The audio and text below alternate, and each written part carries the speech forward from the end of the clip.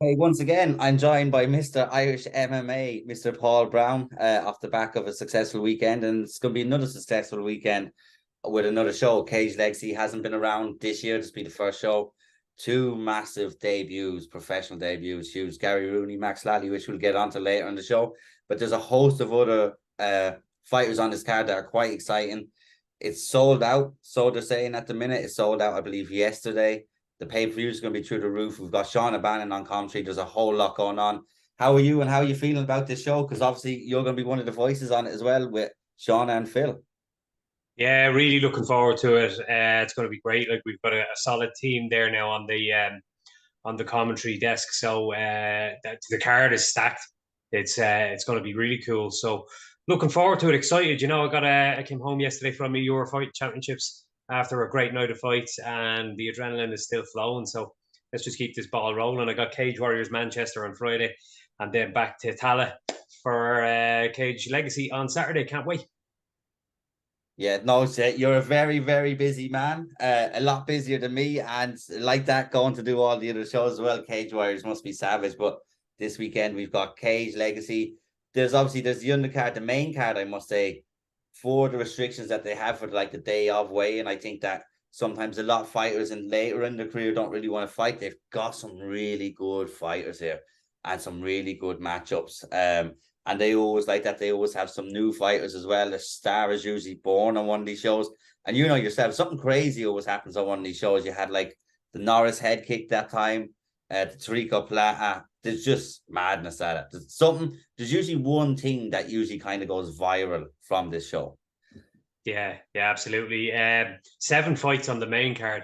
The main card is pretty beefy and some real talents on there. Like you said, two pro debuts, few titles up for grabs, some really well matched fights. Can't wait to see it. Yes, yes. So do you want to get going? We're not going to go through every single fight, but we're going to touch on a couple of prelims, talk heavily more on the main card and obviously the pro debut. So where would you like to start?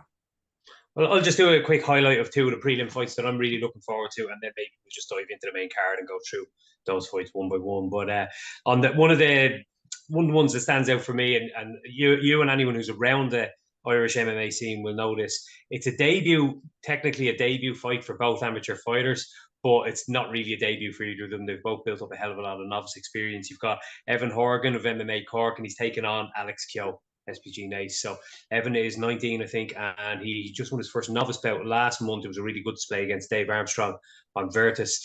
And then we've got Alex Keogh. If you've been around the scene, you'll know Alex from competing at underage level, teen level. One of Sergei Pikulski's wrestling prodigies down in SPG Nights. Recently also trained in Killcliff for a couple of weeks over in Florida. So he's a real talent. Both of those guys are stepping in there. Horgan's wrestling was very, very good in his first display there against Armstrong. So this is an official adult level debut at amateur level, and I'm excited to see how this one plays out. And the headline slot on the preliminary card, there's a couple of good fighters here, Darren O'Brien and Paddy Moran. Paddy, of course, is a teammate of mine. Darren has, a decent amount of striking experience as well as his four amateur MMA bouts, and he's fought some good names. Just looking at his record today, he lost his debut to Ronan Deegan. He's fought against the likes of Aidan O'Boyle and Jake Gilpin as well. So he has a 1-3 record, but he's been tested, and that's what amateur MMA is all about. As well as, as I said, plenty of kickboxing matches, K1 matches, and that. Paddy Moran, similar 2-4 record, but again, he's been tested by some real tough opponents. Lost his debut to Alex Josan, and his last bout was October in 2022. He's had a couple of bouts fall through since. Paddy's recently back from a couple of months training in Thailand as well. So he's a difficult southpaw. He's a tough guy to spar against. He's a handful, and I like just watching how much he's improved over the last year or two. So interested to see how that one goes. But once those ones are out of the way, we're into the beefy stuff on the card. We're into the main card, and it's 7 bouts, which is quite a chunky main card, but it's going to be good fun. Yeah, it is. It is. And like that, you've got the main card, you've got a couple of titles, you've got the female fight as well, which I'm really excited for, especially off the back of last night, what we seen. And then then coming up, obviously, Ava's for the start in order. Do you want to just go through a fight? That is the start. That is the kickoff for the main card, isn't it? Yeah. The girls are kicking off the main card. We've got Ava Cruz and Kia O'Sullivan, and that's a rematch. I think it Kia won the first one back in 2020. Yeah, December 2000. No, sorry, January. I had the date on it somewhere there. No, it was in 2021 anyway. But she got the win over Ava. Ava's improved a hell of a lot over the last couple of years now. So this is a really interesting match. And she's been, interestingly, picking up a lot of experience on grappling cards. Like she was on Grapple Kings a couple of times, purple belt in jiu-jitsu, I believe, and hits hard, you know. She got that stoppage win over Nicole Cameron earlier this year. So, you know, she's racked up some good experience, 8 amateur fights under her belt. Kia O'Sullivan is 3-1. And I hope I'm pronouncing that name right. Yeah, hopefully. Am I? I think it might be Kaya. It might be Kaya, but I might be wrong. Right, I did voice note her to check this, so I hope she gets back to me because I don't want to get it wrong on commentary. That bugs me. But yeah, an interesting match between the two girls. And someone said to me last night as I was getting in to read the scorecards after the Sarah Elliott Sheridan and Emer Darcy fight was like, if you want to see a good knock, you put 2 women in the cage. Like so, the girls have a good prime spot here, opening up the main card, and no doubt they're going to bring it. You know. Yeah, 100%. And I've been talking to Ava, and she was saying, because this is Tala, this is where she's from. She recently, like I said, competed at Grapple Queens, where she was successful in. It's very rare that these girls or these guys from Dublin get these shows in Dublin. Like, you know, they're mostly up north. A lot of the girls especially need to go over for IMAF competitions to get competition. That's not the case now, but over the past couple of years it has been, because there hasn't been as much competition. But as we've seen, it's growing and growing. So this is going to be a hell of a knock. Like you said, she's not the same fighter that got beat all those years ago. She's improved, and she's fought the Super Cup. She's fought IMAF. She's fought everywhere. So it's going to be a cracker of a fight. Yeah, really good slot for the two girls. And like you were saying there, it's not many shows in Dublin. This is the first one of the year in Dublin, I think, isn't it? So, like it's the end of September now. So it's been, the last one, I believe, was Premier and Cage Legacy did shows in December in Dublin, and there hasn't been one since. So good to have it back. And I'm a Talaman now too. So I'm it's a hometown show for me, for Ava and for me. So looking forward to it. 5-minute stroll across the road to get to the venue. So this will be your shortest journey to and from a venue, from a show ever. Yeah, there's a bridge right out there, goes across the M50. So if the weather's good, I might just walk to the venue. Bring a raincoat. You don't want to get your suit wet anyway. Just in case. But yeah, that's a cracking fight. And then what fight is up next after that? Flobber Fares and Akeem Kinsella. So it was originally meant to be Fares against Jake Nye for the bantamweight title. That's a fight I'd still love to see if they can get that one back on at some point. But Fares now has a new opponent, Akeem Kinsella, who he faced at the EMMA Four Nations earlier this year. And it went a full round. It was shaping up to be a brilliant fight. Unfortunately, there was an eye poke, an accidental eye poke. So I think what they did was they went to the scorecards because a round had been completed. And then I think Fares won a decision. But it was a really entertaining round while it lasted. So they get a chance to run it back now. Akeem Kinsella is very young. What is his record? 1-2. Lost his debut bout to Jake Nye earlier in the year. Then he went to the Four Nations. He won his first bout, and then the next day had to come up against Fares. So that's the only adult level MMA experience he's had. But he has competed a hell of a lot in grappling. He's a blue belt, but he's won quite a lot of things, and you know he's training a long time. What is he? He's 19 and he's been training 6 years. So you know he's not too fresh faced. And he's up there against Fares. Fares is, I think, now in his 10th amateur fight. Of course, fought for this title against Georgi Grozav in December in what was a brilliant fight. And I think that one, if I'm not mistaken, went to a split decision. And Grozav got the victory, but it was a really entertaining scrap. So I'm hoping this one can match those standards. Yeah, I find with Fares, he is such an entertaining fighter. He's such a kind of excite. I want to say, like he's just when you talk to him, even he's just exuberant. He's just there's this aura off him. He's fun, he's good fun, and he fights like that as well, and he enjoys fighting. Like, I want to say 3 of his wins have come from submission, 2 or 3 of his wins. So we know he's very good on the ground. Obviously, I know what happened at the Four Nations. I think I'd seen there's a couple of comments going around on a couple of posts as well. I think there seems to be a little split between some of him and some of the other guys in with what happened, because he came out and said Akeem was able to continue and he chose not to. So he chose not to fight anymore, was what he said. So there looks to be a little bit of tension boiling up to this one. And he's no stranger to it. Virtus, he was getting booed. He's fought in the UK quite a bit. So he put up a post. He wants to come up to Dublin, silence the crowd, and take the belt. And it's going to be a fun fight while it lasts. If it goes to 3 rounds as well, I'm not sure if it will, but hopefully it does, because they're both exciting fighters coming into this fight. Yeah, there was a bit of spice about it. And even Dan Hardy was on, which podcast was he on last week? PT Carroll's podcast, The Crack. And he was on with PT and he was talking about potential fighters, coming from Ireland. And he actually mentioned that specific fight at the Four Nations. And he said that, how impressed he was with both guys and he would love to see them run it back at some point.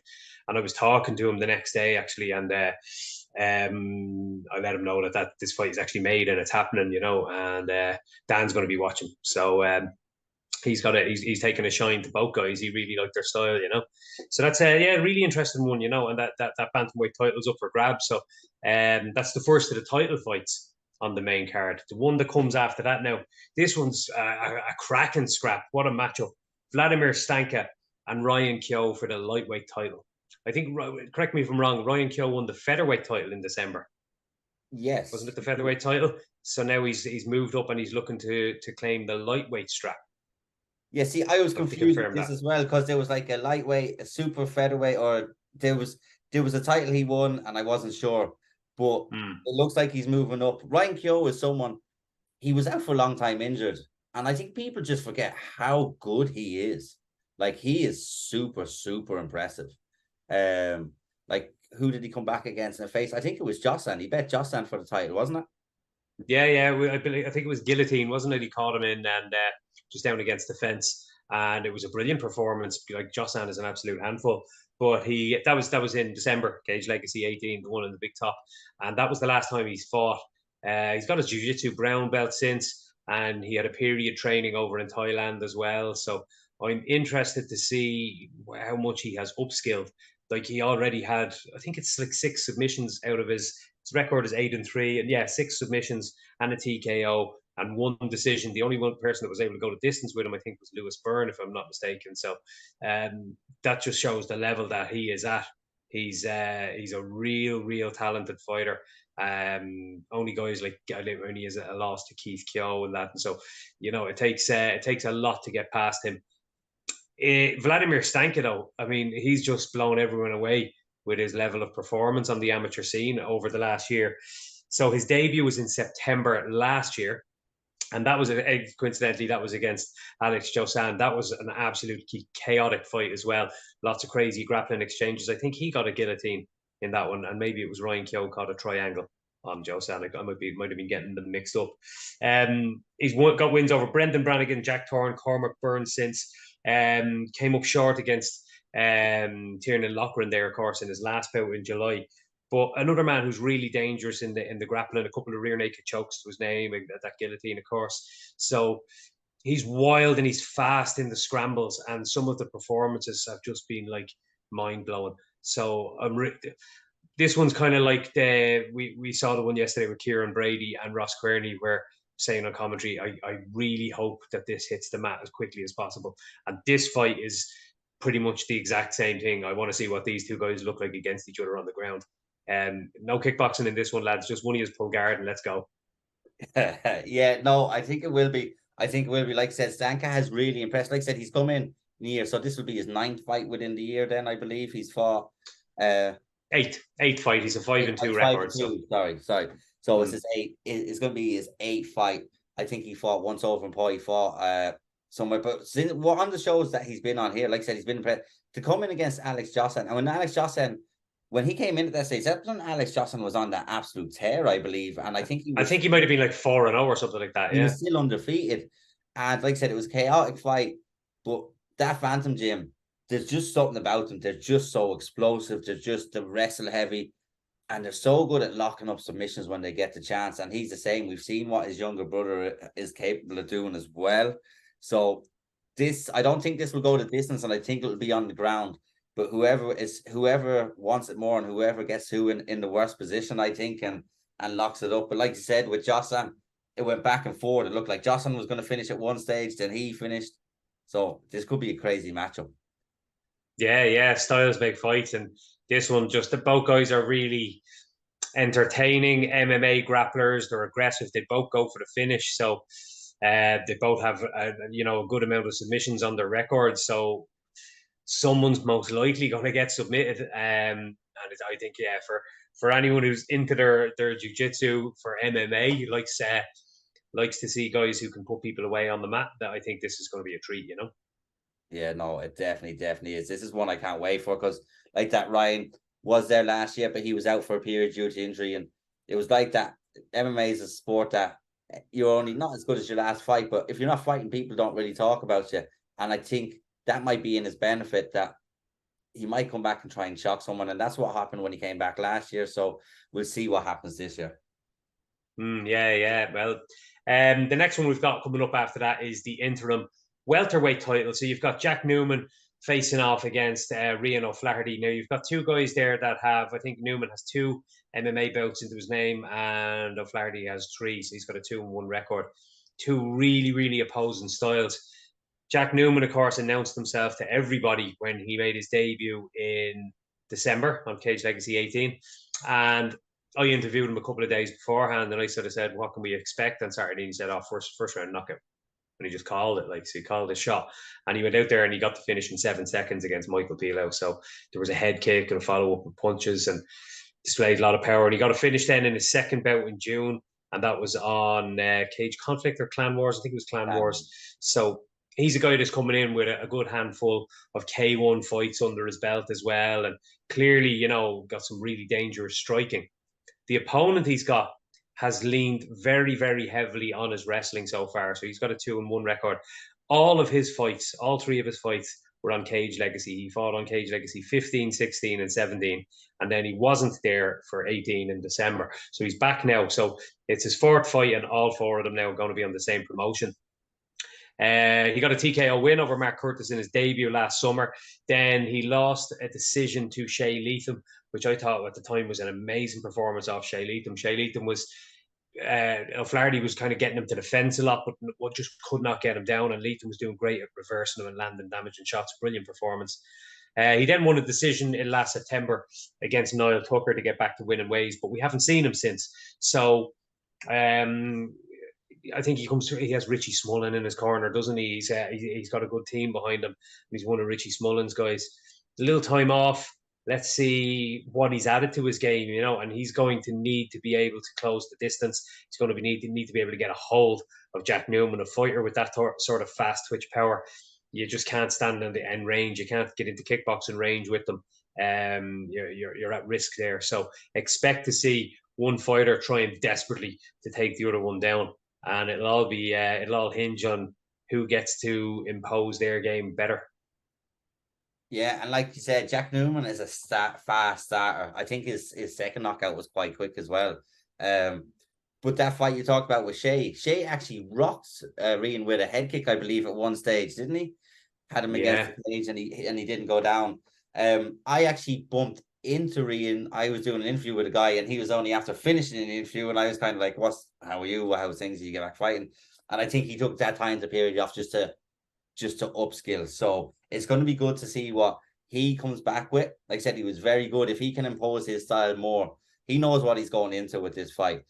Jack is going to come in and he's going to want to try and do what he's going to do. So it's going to be up to Ryan to try and stop him getting down and try and get the sub. So it's a really, like I said, styles make matchups, and this is a really interesting one. If you can potentially try and stop Jack from starting as early as he does, wear him down on the ground. If you can hold him down, yourself as a grappler, if you're being held down and you can't get back up, imagine being a striker, how frustrating that is, not being able to get back to your feet and then do what you want to do. So if Ryan can do that, he could maybe see out the fight. But if Jack just goes the way he's doing on all cylinders, firing on all cylinders, it could be an early night as well. So it's an exciting fight from both aspects. It'll be exciting to see who imposes it more. Definitely, yeah, really interesting fight. And then after that, you've got the middleweight title for grabs. This has been the one that's probably generated the most sort of social media draw over the last couple of weeks, isn't it? So there's been I saw a great preview today. Jeff, I can't remember Jeff's surname. He's the guy. Yes, Jeff Doyle made. He's the guy that made the documentary on Craig Coakley. So if anyone hasn't seen it, it's on my Instagram story. You'll find it there. But shout out Jeff Doyle. It's an absolute masterpiece. It's a UFC level fight preview clip. And Jesus, I had goosebumps after it. I wanted to just kind of call over and round up the two guys in the car and bring them down to the gym and get to put duke it out there. And then there's been a bit of back and forth, hasn't there? And Manning's trying really, really hard to get under Senan Coakley's skin. So I'm really interested to see how this one plays out. You know, Manning likes to spoil the party for people. You know, like his wins were over. He had that great win over Jess Paulo, didn't he, earlier this year? And of course, he won his debut against Ross O'Brien, but he's come up short in a few fights as well. Dara Ward, of course, was the last one. That was a barn burner of a fight, you know. So win or lose, he's you know, if he's going to lose, he's going out on his shield. He brings a fight regardless. So Senan's could be in for a tough 9 minutes now on Saturday night. Like Senan had a great start. Like he's only 19 as well, you know. People forget that. But he had a great start to his amateur career. You know, he got 5 wins and 3 or 4 of those were finishes. You know, he had that great head kick knockout. That was over Mel Larkin, I believe, up at Cage Conflict, and got an armbar finish over Tristan Barnett then in December. And he came up short 2 fights in the space of a couple of weeks, but he was in with some really good opponents, Jess Paulo and Charlie Lynch Spence over in the UK. I think it was 6-0 at the time. So real tests, you know what I mean? Like there's nothing to be ashamed of losing to guys like that are going around beating everybody. But the stylistic matchup is interesting. Again, like the previous fight, someone who's got really devastating striking against someone who's going to try and just get the pressure on them and take that striking advantage away, that kicking advantage as well, just take that out of the equation. And the other thing that's interesting to me is the size difference. We saw in the face-offs, the videos that the Cage Legacy guys did over the last couple of weeks. Manning is noticeably bigger, isn't he, than Senan? So it'll be interesting to see how Senan deals with that. One fight he struggled was with Jess Paulo, who's bigger and closes the distance and suffocates you a little bit. So this, you know, while they're not exactly the same, Manning and Paulo, you know, they tend to use. There's parts of their approach that are quite similar. So it's a big test for Senan coming back now after those 2 defeats. You know, can he get back to winning ways?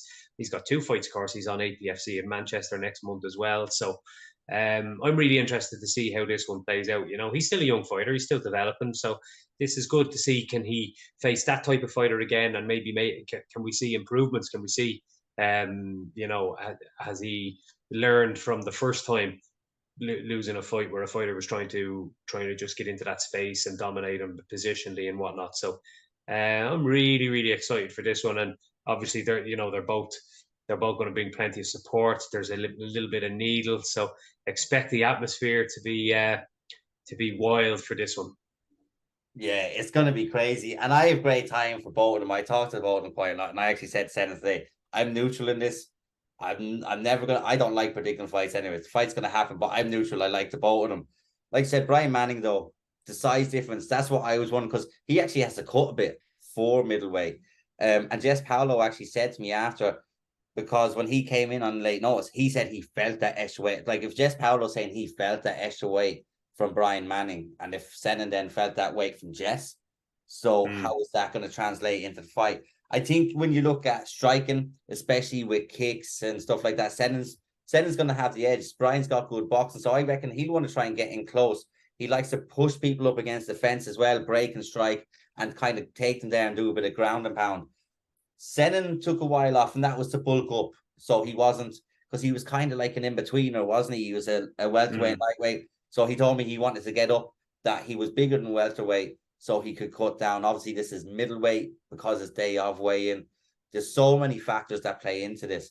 Like if Senna can keep him on the outside, but I think if he gets inside, like you said, I think he's going to have a plan. I think there might be knees up the middle. He's going to, like, he trains with Craig Coakley, his brother, probably one of the best strikers in the world, probably one of the best gyms at the minute as well. That's just producing killers. But Brian Manning as well, MMA Cork, renowned for tough, like you said, Darrell Ward fight, he kept going. Jess Paulo, every fight, the Chris Carty fight as well, I think it was, that was another barn burner. And he fights till the bitter end. It's going to be a long, if it goes the distance, it's going to be an exciting, if that goes the distance, that is probably going to be one of the fights of the year, I reckon, because I don't see either of them going for the takedowns. I think the two of them want to do this on the feet. Yeah. I think it's going to be nuts. Manning's a wild man, so yeah. No, I'm expecting it to be just chaotic, and definitely, it's going to have everyone on their feet. So they are going to be trying to take each other's heads off. We just can't wait. Bring it on. Yeah, and Jeff, like I said, Jeff Giles, shout out. He done stuff for RFC. He's after doing this. I watched it today and I was like, oh my Lord, that was just fantastic. And credit to the two boys as well. Brian Manning puts a shift in media wise. He drove 3 hours to Dublin to do that and then 3 hours back. Senan, who I would have considered not quiet, but he wouldn't have been that much outspoken, has really come out, and this is kind of the first time someone's kind of challenged him like this. And Senan's just, I think, more confident in his fighting than his talking. I'm not saying he's not confident in talking, but I think he's just more confident in what's going to happen on the night. And I think that's what he's trying to get across, that Brian is just trying to sell this fight and he's not about this life. I think that's what Craig said.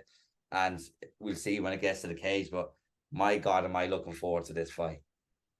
Yeah, that's going to be nuts. That's one probably that's garnered most of the interest for like MMA fans here in Ireland. They're the one that's drummed up the most views and hits probably for the Cage Legacy social media pages. Then after that, you're into the co-main and the main, and you've got two professional debuts for. You've got Gary Rooney's up first in the co-main, and he has.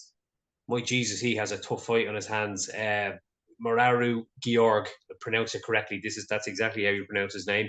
It often comes up the other way around, Georg Moraru, on when it's printed, or I think it might be on his Instagram like that. So I think that's a linguistic thing, but it is pronounced Moraru Georg, and he's a really dangerous fighter. Ran up a 5-1 AMI career just last year, and it was less than a year. I think his entire amateur career, lasted 10 months. He won the first 5 fights. He's coming from a background of taekwondo and kickboxing, and he was a multiple-time national champion in a few different countries. So I think it's Ukraine, Moldova, and Romania. He won national titles in all of those, in either kickboxing or taekwondo, or both in one of them, I think. So then he transitioned into MMA and just really impressed a lot of people.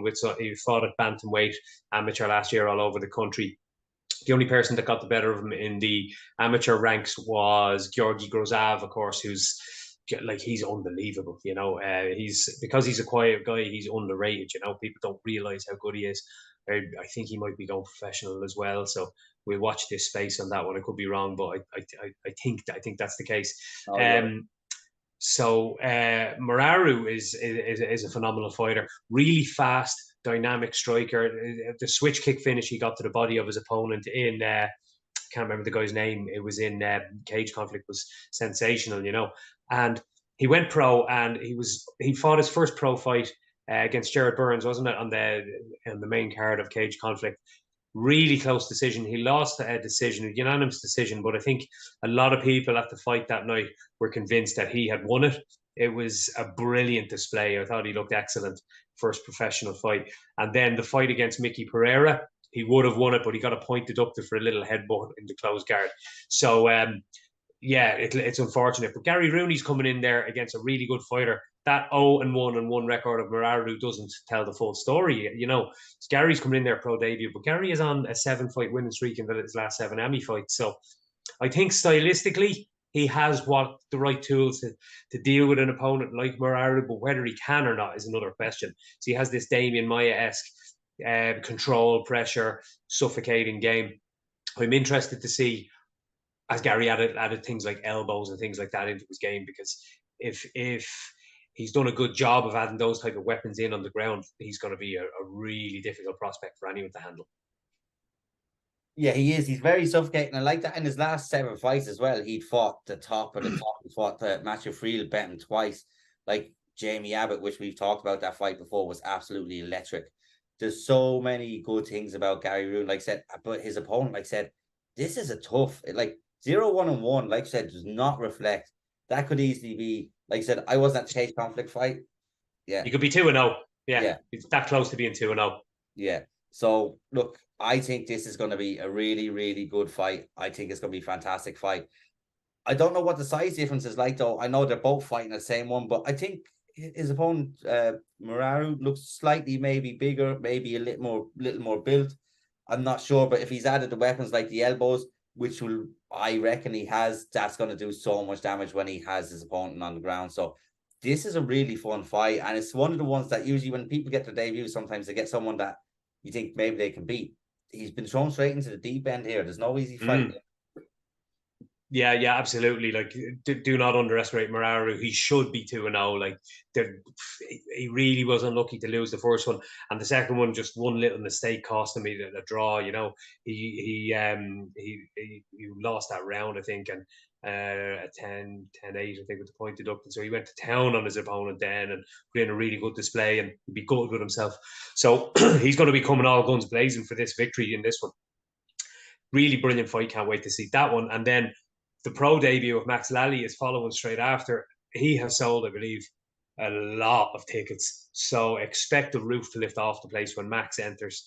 I was listening to Max today. He did an interview with Ian O'Neill on Severe MMA, and I loved what I heard. He just spoke about the scoring criteria and his understanding of it, and how he's had to adapt his game going forward and really take into account that what wins fights. Fighters don't know the scoring criteria. They just don't, and I can't wrap my head around that. But how could you go into a fight not knowing what you need to do to win the round? I had someone talking to me yesterday about why did that control time not win me or that round. Control time doesn't fucking win rounds. Doesn't win rounds. It's not the primary scoring criteria. The primary scoring criteria, as Max Elliott said today on that interview, is damage, and he's saying that he has been working a lot on inflicting damage. He's not a jiu-jitsu fighter in there anymore. He is a mixed martial artist, and he wants to use all his weapons to damage his opponent. I'm expecting him to go in there and lay down some real damage on this guy, and that's what he's talking. Like, Max's amateur career spanned a window of 19 months. He was out injured for 11 of those in the middle. That's like, so he was 9-0, and his real window of competing was literally just 8 months, separated by that injury gap in the center, which is nuts. Like, so he loves to be active, and he's jumped up to the pro ranks just to stay active because he couldn't get amateur fights anymore. Didn't want to go down the route of those IMAF things and have to fight 4 times in 4 days after picking up a serious injury last time doing it. So yeah, I'm really excited to see how he transitions in. And again, someone who has the grappling capabilities to dominate you positionally, to get you down, as soon as they're allowed to add in elbows and they understand the importance of doing damage to a fighter. Max and Gary Rooney have all the skills to control where the fight takes place. Now we just get to see what else they can add in now that the rule sets have changed. Yeah, I'm excited to see Max. I spoke to him MMA in depth, and he said the exact same thing. He said damage. And like I said, I can't get over. Someone said to me the other day, how come that person won? I said, if I punch you for 20 seconds, but you hold me for the rest of the round, I've bet you, essentially, because it's damage. Like, it's not. And Max understands that, and he's training. He's obviously in Collie. He said he's been training with Collie, elbows, knees. So expect to see an explosive Max Lally. I reckon he's going to want to try and get it done quickly. The roof is going to blow off the place. And even when Gary Rooney enters, when those two enters, just expect that place to be electric. It's a fantastic card, and I cannot wait for this. Yeah, definitely. The fact that it's sold out now is just it's really making me excited for it, because we've been at some Cage Legacy shows over the last year or two where the atmosphere was just bonkers, you know. And this is going to be the exact same. You have hometown fighters there that have brought big crowds with them, and these are massive moments for these young fighters in in their lives. You know, I mean, they're going to look back on these days now in like 20, 30 years, go, Jesus Christ, do you remember the night it made me pro debut? You know, that, so they're really historical moments, and it's so fucking cool to be to be right there for the whole thing, and to be in and around it, and just to get a little feel of that buzz and that excitement. So I'm so excited for Saturday night. Just some absolute bangers of fights matched on that main card. So yeah, if you haven't got your ticket, do not miss out on the pay-per-view. So yeah, I'm really looking forward to talking everyone through the action. It's going to be great. Perfect. Yeah, we'll share the pay-per-view link once this gets released. I can't wait for the show. It's going to be absolutely crazy. I want to thank you so much for your time. It's been an absolute pleasure again to speak to you. And I will see you this weekend for a second weekend. No hassle, bro. I think we need our own spin-off show at this stage, don't we? I think so. I think maybe we should try do something else every week. I'm not sure what it is, but we'll definitely have a chat about doing something. Other than talk shite about fights, do we do that every week anyway? Yeah, every week. But yeah, no, it's going to be a fantastic show. Like I said, the roof is going to come off the place. And if these two boys go where we think they're going to go, this is going to be an iconic show in years to come. I think so. Yeah, without a doubt. Essentially. So you can't get a ticket, but you can get a pay-per-view. We will post the links. And thank you for your time. And I will talk to you next or this weekend. Thank you.